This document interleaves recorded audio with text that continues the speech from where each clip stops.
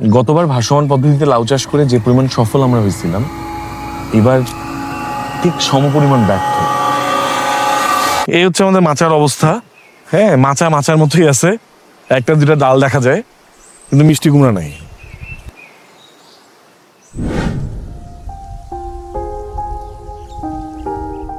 মানুষজনের সামনে আমার মান সম্মানটা রাখলি না তোরা। খুবই বাজে ফলন, একটা হাইব্রিড মিষ্টি কুমড়া লাগাইছিলাম, এই ফলনে আমরা হতাশ। গতবার বস্তায় মিষ্টি কুমড়াও যে লাগাইছিলাম, সেই ফল অনেক বড় বড় ছিল। মিষ্টি কুমড়া গুলা প্রত্যেকটা ফল একদম গুনে গুনে 250 গ্রাম, 250 থেকে 300 গ্রাম। মানে ফ্রাস্ট্রেশন লেভেল কোন জায়গায় আমি বলে বোঝাতে পারবো না। হিউজ পরিমাণ জৈব সার, কেমিক্যাল সার সবগুলোই লাগে, কিন্তু ফলনের অবস্থা খুব বাজে। সবই দেয়া হয়েছে, গাছ খুব একটা বড় হয় না, খুব একটা ফলও আসে নাই। এই হচ্ছে মিষ্টি কুমড়ার সাইজ। আমাদের বাংলাদেশে মিষ্টি কুমড়ার একটা প্রচলন আছে যে ওজনে 20-30 কেজি করে হবে, বড় বড় সাইজ হবে।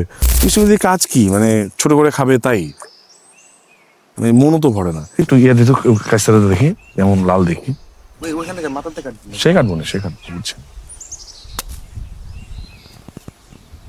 ভিতরে কালারটা ইন্টারেস্টিং।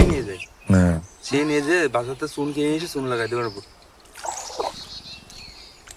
মিষ্টি আছে মোটামুটি। এই আমাদের মাচা আছে, কিন্তু কোনো মিষ্টি কুমড়া নাই, ফাঁকা মাচা, ফল নাই। কিছু ফল দেখি আবার পাখিও খাইছে দেখি, ওদের জন্যই খাবার হয়েছে নাকি। ইঁদুর কতগুলো আছে দেখতো, মাল হয়েছে কয়টা। ওই গাছে আমাদের কয়টা করে ফল ধরছিল আগে মিষ্টি কুমড়াতে, 4টা-5টা তো একটাও ধরে নাই, 1-2টা করে ধরছিল।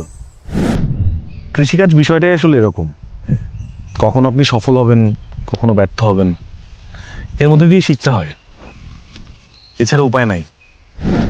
তবে ভালো বিষয় হচ্ছে একদমই সেফ ভাবে কালচার করা আমাদের মিষ্টি কুমড়া।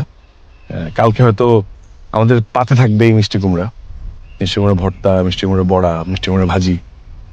খেতে কেমন হয় আপনাদের জানাবো।